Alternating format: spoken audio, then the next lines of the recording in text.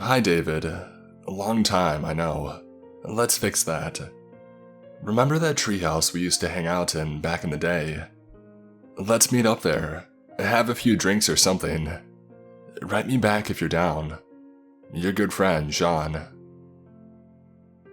I could hardly believe the email in front of me. I couldn't believe that Sean Paul had contacted me. We were inseparable back in elementary to junior high, drifted apart in high school, hadn't spoken since the first year of college. That was nearly 6 years ago. At the risk of sounding like a dick friend, this was certainly out of the blue. But we were really good friends, and I'd always felt guilty about not keeping in touch.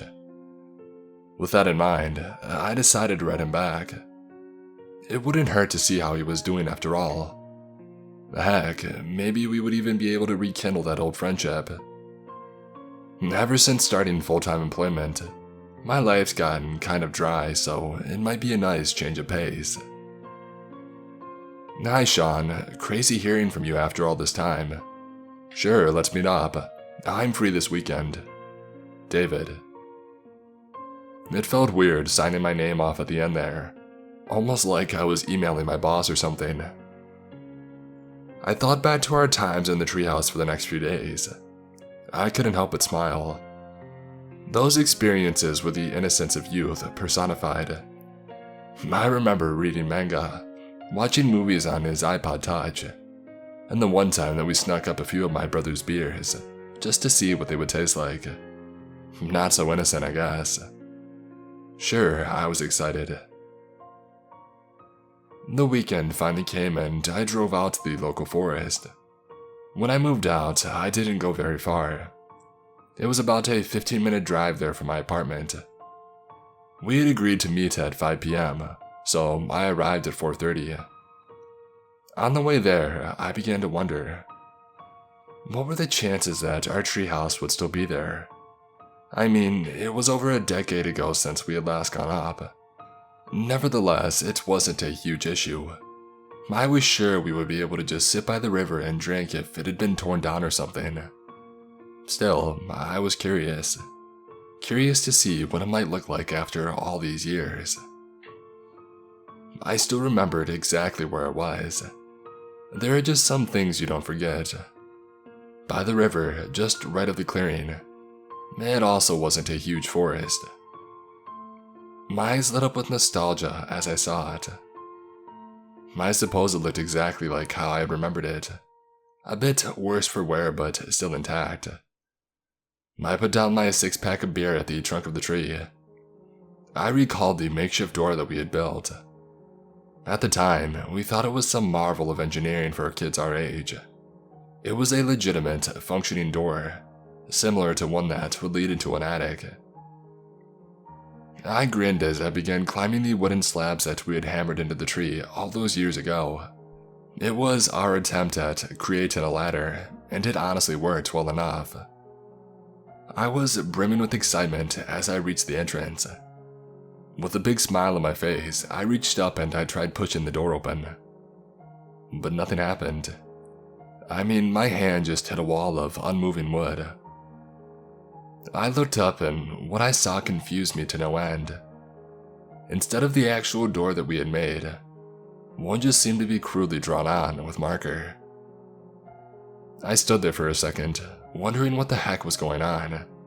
I mean, was this the wrong treehouse? I looked around the forest again.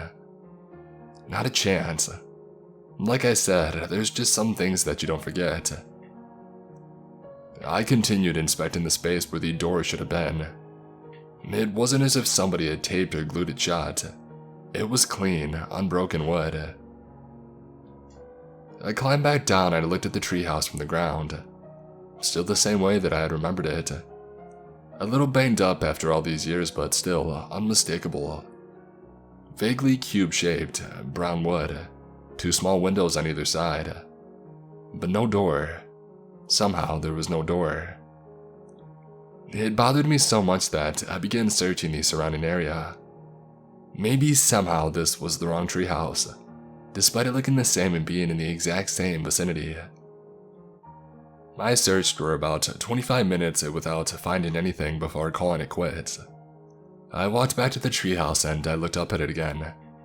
It was a puzzling situation to say the least.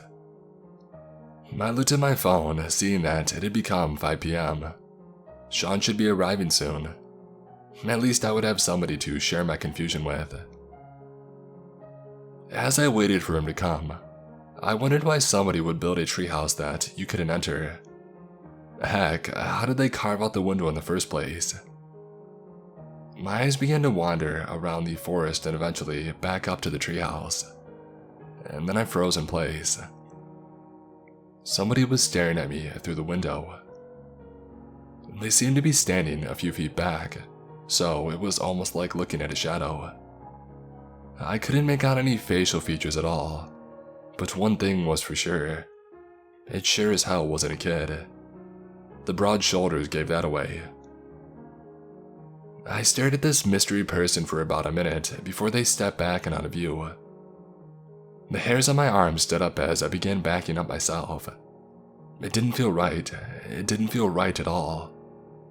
Soon enough, I was in an all-out sprint. I got back to my car and noticed that I was still the only one in the lot. I took out my phone and I texted Sean, telling him that I couldn't make it and for him not to come himself. I waited for around 30 minutes for a response before finally driving off. I kept looking back at the forest the whole time, looking for that person in the treehouse. I got home a few hours ago. Sean hasn't responded yet, which worries me. Maybe he got there even before I did. Even stranger, I remember feeling a vague sense of familiarity when that person looked down at me. Almost like I had seen them before, which was impossible, because I literally have no memories of anybody like that. I didn't even get a good look at their face. Sean texted me later that night. My hands shook as I opened my phone to read it, and I wasn't sure why. I mean, if I was getting a text from him, that meant that he was safe, right? This is the message he sent me. Did you see him? I must have looked at the message for 20 straight minutes. Did I see him? I sure as heck did. But I decided to play dumb for the time being, just to see how Sean would react. Did I see who? I certainly didn't see you there. In any case, his next message caught me off guard.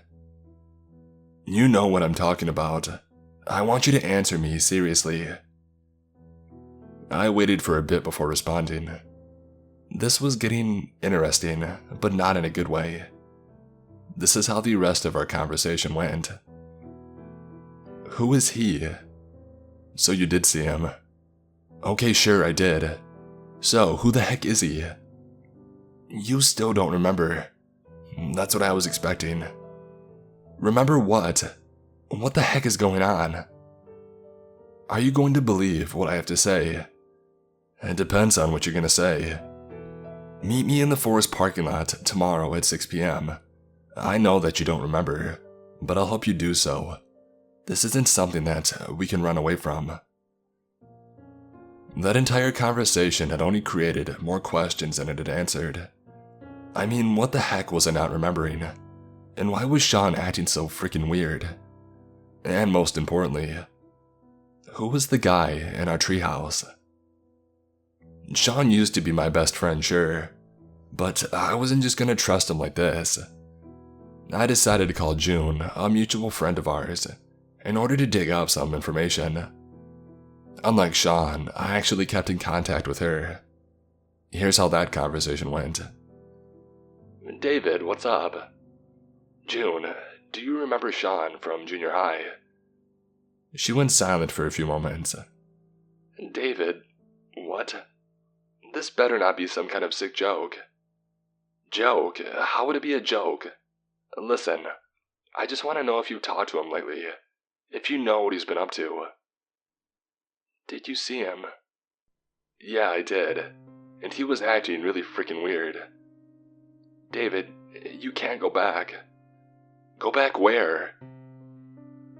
I thought June would act as a voice of sanity here, but that clearly wasn't going to happen. The only explanation that made sense to me was that this was all just one elaborate prank that they were both in on. It's ridiculous, I know, but so are these circumstances. In the middle of our call, I got another text from Sean. "Don't tell anyone about this, especially June.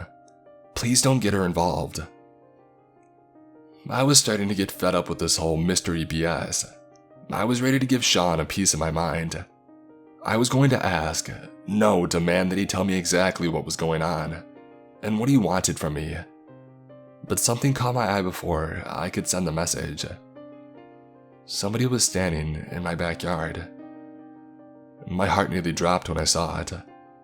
My porch light was on, but they were standing in the farthest corner, so I could hardly make out any explicit details. It seemed to be a tall man with broad shoulders, but that was about all I could discern.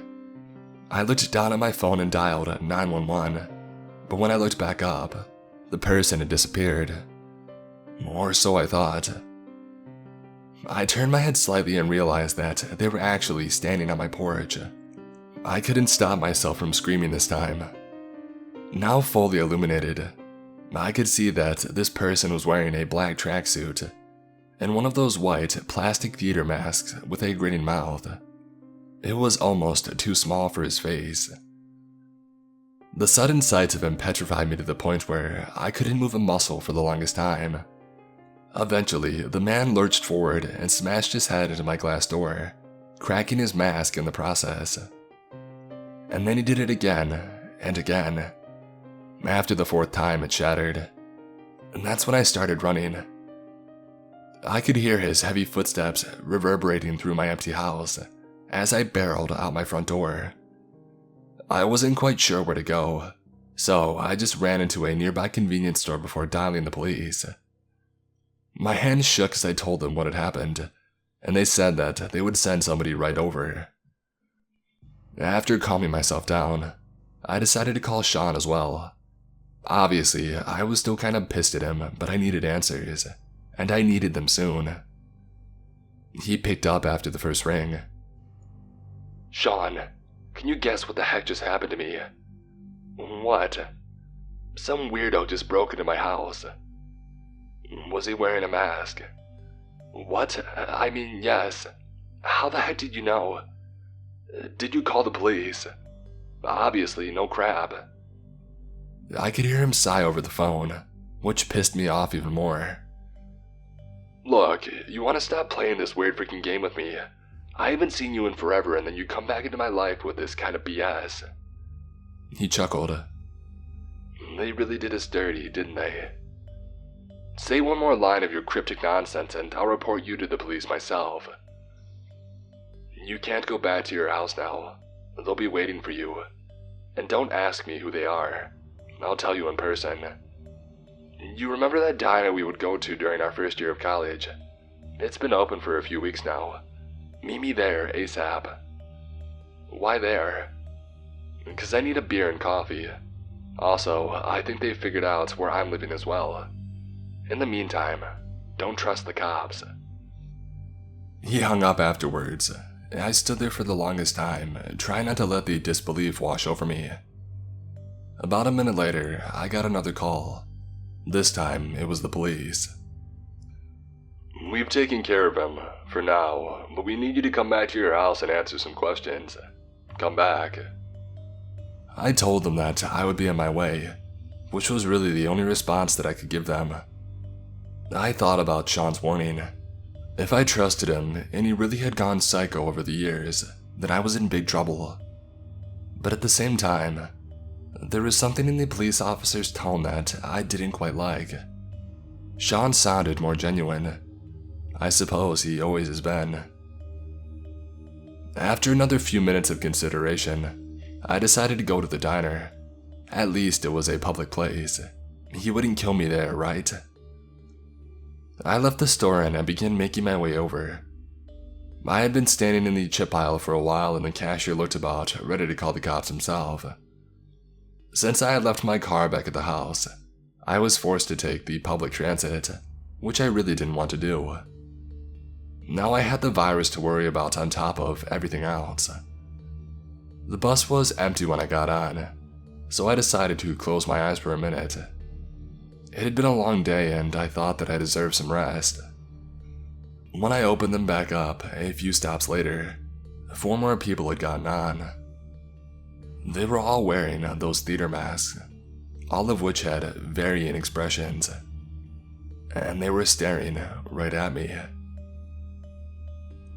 Now, I don't know what you would have done in a scenario like this, but I kind of just froze. I'm not sure how long it lasted. It could have been a minute, maybe 10. At one point, the bus stopped moving and I could see the driver putting on his own mask. Not an ideal situation to say the least. After working up some courage, I decided to make a break for it. I bolted up and dashed down the aisle, not really sure what I was expecting there, that nobody was going to try and stop me. One of the masked individuals that had gotten in was a large, burly guy. He grabbed me by my shoulder and pulled me back before I could escape the bus. His fingers dug into my flesh as he centered me towards him. "Are you going to come back?"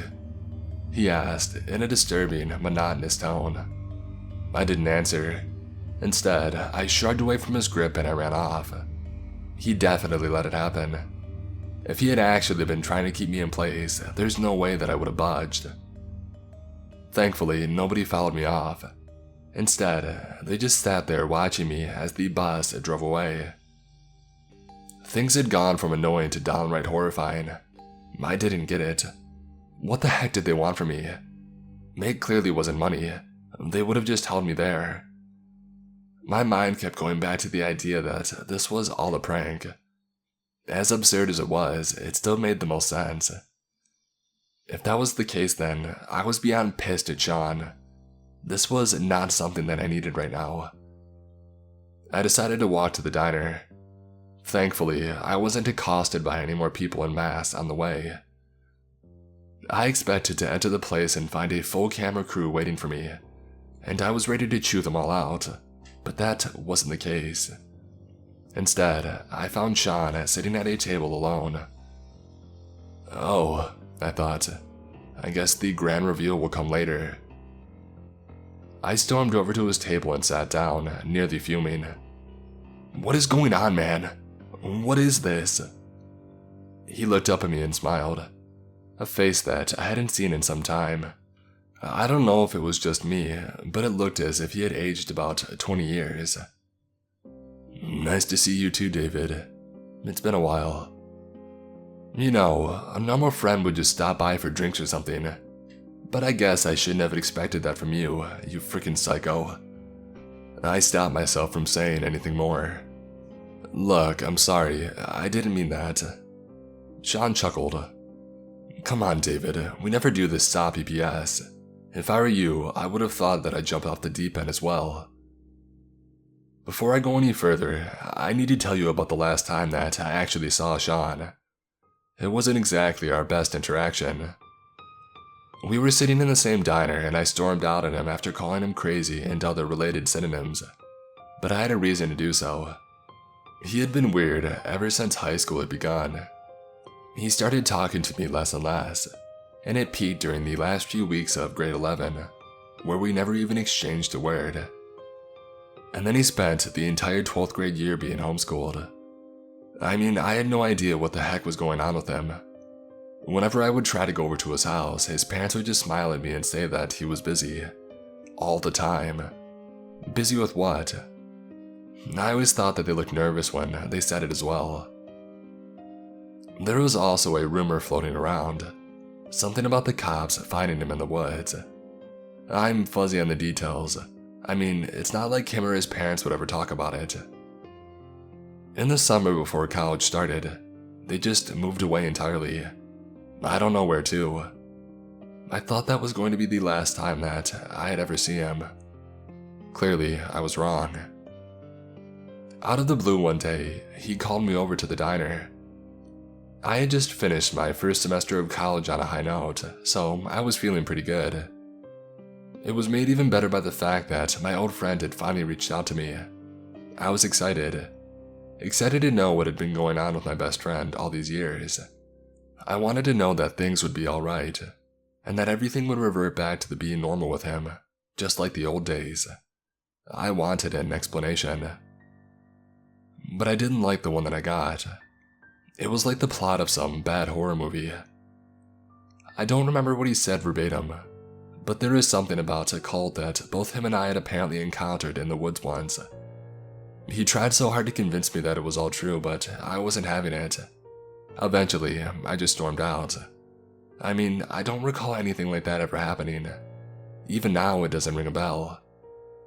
But I will admit, things are starting to get pretty weird. "Do you believe me now?" he asked. "About what?" I responded, knowing exactly about what. "The cult," he said. "The followers of the masked god." I scoffed. "Jesus Christ, Sean. This stuff again?" "I understand why you thought I was crazy before, but come on. You're still denying it now, after everything you've seen. So, you wanted me to see that guy in our treehouse. What is he, an actor? Just like the rest of these masked people?" Sean sighed. "And you think I'm the delusional one?" I wanted to slam the table when he said that, but I calmed myself down. "Okay," I said. "Sure, it's weird, all of it is, but there's gotta be a better explanation than a gosh dang cult." He just gave me a look of disbelief. "Good grief, Dave, it sounds like you're in freaking denial here. Why do you think I'm here, and where do you think I've been?"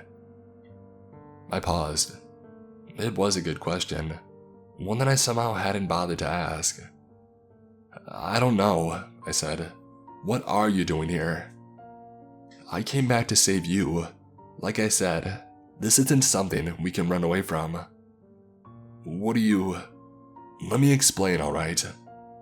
Did you remember the last time we actually went up into that treehouse?" I began opening my mouth, but quickly realized that the words weren't there. My mind was blank. I began recalling my childhood, all the time that I had spent with Sean.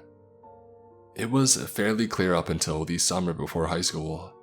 I remembered what happened at the beginning. The camping trip where we both got drunk and our parents kicked our butts. Watching The Dark Knight in theaters. Meeting my ex-girlfriend Lindsay for the first time. But that was all in July. I couldn't remember anything past that. What the heck had happened in August? Sean grinned at my likely confused expression. "It's weird, isn't it?" he said. "The fact that you can't remember what happened that summer." "Is it though? It's not like I remember everything that's ever happened to me." "That's true," he continued. "Maybe that summer was so insignificant that nothing worth remembering happened at all." He paused, looking me straight in the eye. "But you know that's not true." Another pause. I wasn't really liking where this conversation was headed. "So what happened?" I finally responded. "And let me guess, it has something to do with this masked cult." He sighed, almost sounding relieved. "I'm glad we're finally getting on the same page. What do you think?" "I'm not sure what to think at this point." I could see his eyes wander over to somewhere behind me. "Well, make up your mind later. It looks like they've gotten more widespread since the last time I was here." I turned around, seeing that the waitress was standing absolutely still just a few feet away, holding an empty tray. And of course, she was wearing a mask. The idea of the whole thing being a prank was becoming less and less likely. I sighed. I should have moved out of this frickin' town. "Yeah, probably," Sean said, nodding. "Looks like I'm not getting my coffee either." He unzipped his jacket, revealing a pistol on his belt. "Are you serious right now?" I said upon seeing it, kind of an unexpected sight. "Of course I'm serious," he said. "This nightmare has been going on for too long. It's time to end it." I could feel myself starting to sweat. Calling it an uncomfortable situation would have been selling it short. "Please don't tell me you're planning on shooting that waitress." Waitress, he chuckled. That's not a waitress. Well, whoever she is, please don't do some dumb stuff. Relax, he said, zipping his jacket back up. I'm just trying to give you peace of mind. Don't you have a gun as well? Of course I don't. Do I need one? More than you know. Oh my god, I said, burying my face into my hands. There's a lot of heat in here, Sean continued. I turned back around, seeing that at least 5 more of the restaurant patrons now had masks on and were staring over at us. This is freaky. Sean stood up and threw a crumpled $20 bill onto the table. Let's get out of here. And go where? Take a guess. What? How the heck am I supposed to know? Instead of answering the question, he just walked off. We left the building and headed back onto the streets. I don't know if it was just me, but I could feel a tension rising in the air, almost like an invisible pressure on my body. It was weird. So, let's say that this cult hypothetically exists. What's it got to do with us? And why don't I remember any of it? I asked. Sean smiled. You should have asked that question at the beginning. I rolled my eyes. Anyways, it's a bit complicated. I figured. And I'm not sure if I remember everything myself. But let me start from where I think the beginning is. According to Sean, this is allegedly what had happened. You see, we stopped using that treehouse much during the latter years of junior high. I don't know, I guess we thought it was lame at that age. Nevertheless, we decided to go there one day after months of not being there at all. It was in August of 2008, the point where I stopped remembering anything. That day that we went up there, we found a mask lying in the corner, one of those plastic theater masks. Sean said that he remembered its expression being a disturbing one, so much so that he had found it hard to look at. He couldn't fathom why somebody would produce such a thing. And guess what you went and did with the mask? He asked. What? You put it on and tried to scare me. I could believe it. I was a bit of a rascal back then. But what he told me next was a bit less believable. As soon as I had put it on, I apparently stopped moving. He thought that it was a part of my act at first, but I never dropped it. I just stood absolutely still, not saying a single word. Even as he tried shaking me out of my sudden trance, I wouldn't budge. Eventually, he decided to get help, but before he went and climbed on the steps, he looked out the window and saw somebody staring up at the treehouse from the ground. A person wearing a mask, standing at the edge of the clearing. Stifling an instinctive scream, he crouched down and began observing. Soon enough, this person was joined by others. At a point, the masked people had formed an effective perimeter around the tree. This is when he started freaking out. He tried everything to get me to stir, but I wouldn't budge. Eventually, he tried taking the mask off, but he couldn't. For some reason, it was stuck to my face like glue. We didn't have cell phones back then, so he couldn't just call somebody. He glanced back out of the window, but couldn't see anybody there. He tilted his head down, and he figured out why. They had all moved to the base of the tree.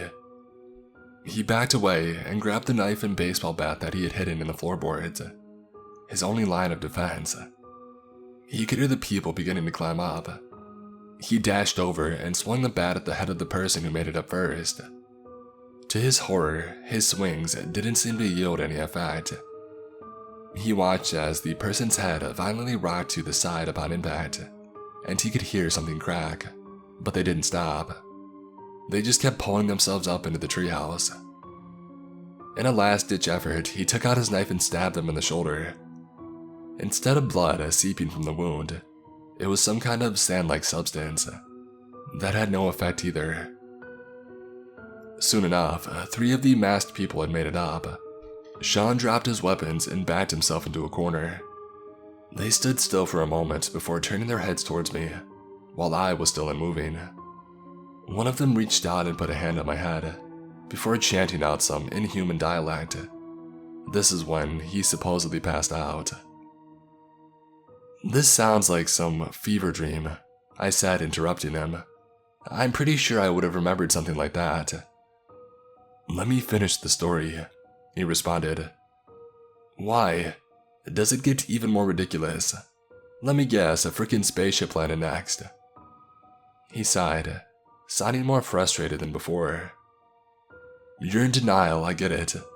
Looks like I'll have to do something drastic to bring you back to reality. Well, that doesn't sound very promising. He abruptly stopped in the middle of the street. He looked behind us and I followed his gaze. 2 police officers were standing some distance behind us. They had also stopped in their tracks, staring intently at us. Sean took his pistol out and aimed it at them. Dude, please don't. He fired a shot before I could finish my sentence, striking one of the officers straight in the chest. I put my hands up in horror.